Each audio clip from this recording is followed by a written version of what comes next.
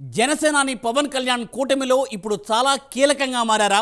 అటు చంద్రబాబు ఇటు మోదీ తమ సభలకు పవన్ కళ్యాణ్ రావాలని కోరుతున్న నేపథ్యంలో జనసేనానికి కూటమిలో ప్రాధాన్యత పెరిగిందని చెప్పకనే చెబుతున్నారా? ఇంతగా పవన్ కళ్యాణ్ ప్రాధాన్యత గ్రాఫ్ పెరగడానికి కారణాలేంటి? ఏ అవినీతి మరక మచ్చాలేని పవన్ కళ్యాణ్ మాత్రమే జగన్ అవినీతి విధానాలను ఎదుర్కోవడానికి సమవుజ్జి అని భావిస్తున్నారా? పవన్ లేకపోతే కూటమి మనుగడ లేనట్లేనా? ఇంతకు కూటమిలో జనసేనానిపై ఎందుకు ఇంత ప్రేమ చూపిస్తున్నారు? ఈ స్టోరీలో చూద్దాం.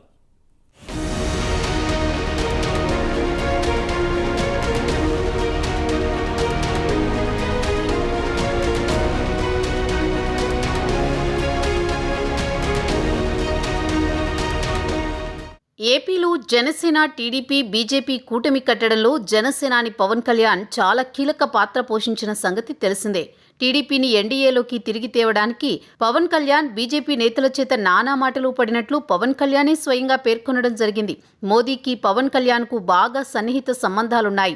అలాగే బీజేపీ అగ్రనేత అమిత్ షాతో కూడా పవన్ కళ్యాణ్కు మంచి సంబంధాలు ఉన్నాయి.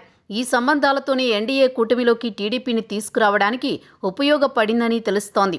జగన్ పరిపాలనలో రాష్ట్రం అన్ని విధాలా నష్టపోయిందని, మరోసారి జగన్ అధికారంలోకి వస్తే ఏపీని ఎవరూ బాగు చెయ్యలేరని, జగన్ను గద్దెదించాల్సిన అవసరం ఎంతైనా ఉందని భావించిన పవన్ కళ్యాణ్ ప్రభుత్వ వ్యతిరేక ఓటు చీలకుండా ఉండేందుకు ప్రతిపక్షాలను ఏకం చేస్తానని ఎప్పటి నుంచో చెప్పడం తెలిసిందే. దానికి అనుగుణంగానే మొదట టీడీపీతో పొత్తు కుదుర్చుకుని తర్వాత బీజేపీని ఒప్పించి టీడీపీని కూడా ఎన్డీఏలోకి తీసుకొచ్చారు. అప్పుడే పవన్ కళ్యాణ్ వ్యూహాలకు విశ్లేషకులు సైతం ఆశ్చర్యపోయారు.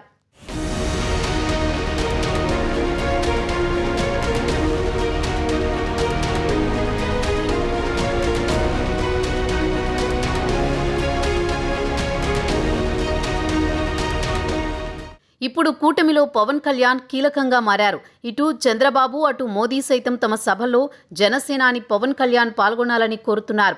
దీంతో కూటమిలో పవన్ కళ్యాణ్ ప్రాధాన్యత చెప్పకనే చెబుతుంది.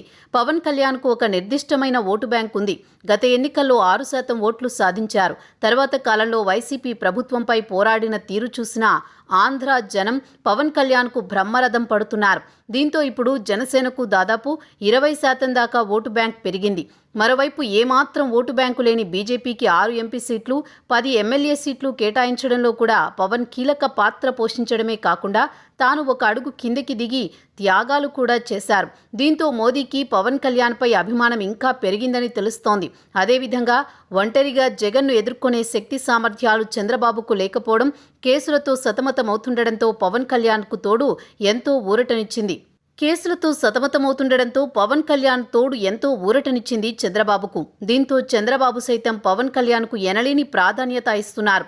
ముందు 24 సీట్లకు ఒప్పుకుని చివరికి 21 సీట్లలోనే పోటీ చేయడం లాంటి అంశాలు కూటమిలో పవన్ కళ్యాణ్ ప్రాధాన్యతను పెంచాయని రాజకీయ విశ్లేషకులు చెబుతున్నారు.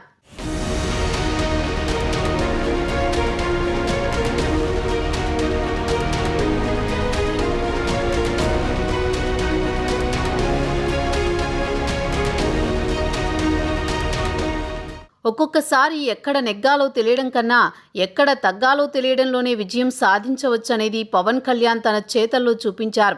పవన్ కళ్యాణ్ వ్యూహాలు పార్టీ నేతలకే అర్థం కాలేదు. 2018 తర్వాత బీజేపీకి టీడీపీకి మధ్య పూడ్చలేని గ్యాప్ ఏర్పడింది.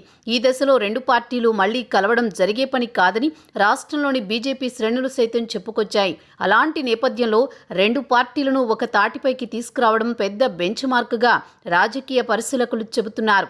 ఈ క్రమంలో వైసీపీ గుండెల్లో రైళ్లు పరిగెడుతున్నాయి. జగన్కు గెలుపుపై ఆశలు సన్నగిల్లాయి. దీంతో జగన్ మరోసారి పవన్ కళ్యాణ్ వ్యక్తిగత వ్యవహారాలను తెరపైకి తెస్తున్నారు. జగన్కు ఓటమి భయాన్ని కలుగజేయడంలో పవన్ కళ్యాణ్ విజయం సాధించినట్లు తెలుస్తోంది. ఈ నేపథ్యంలోని అటు మోదీ ఇటు చంద్రబాబు పవన్ కళ్యాణ్ను వదలడం లేదు. వార్ వన్ సైడ్ అని సంబరపడ్డ వైసీపీకి గొంతులో వెలక్కాయ పడినట్లు చేశారు పవన్ కళ్యాణ్. 3 పార్టీలు కూటమి కట్టకుండా చేయాల్సిందంతా చేశారు వైసీపీ నేతలు. చివరికి మోదీని కూడా కలిశారు జగన్. కానీ చివరికి వైసీపీ ప్రయత్నాలు పవన్ కళ్యాణ్ ముందు నీరుగారిపోయాయి. ఇప్పుడు కూటమిలోనే కాదు ఏపీ రాజకీయాల్లో కూడా జనసేనాని పవన్ కళ్యాణ్ చాలా కీలకంగా మారారు అనడంలో అతిశయోక్తి లేదని విశ్లేషకులు అంటున్నారు. కూటమి కట్టడంలో సాధించిన విజయ పరంపరను ఎన్నికల్లో కూడా పవన్ కళ్యాణ్ చూపించనున్నారా తెలియాలంటే ఎన్నికల ఫలితాల వరకు వేచి చూడాల్సిందే.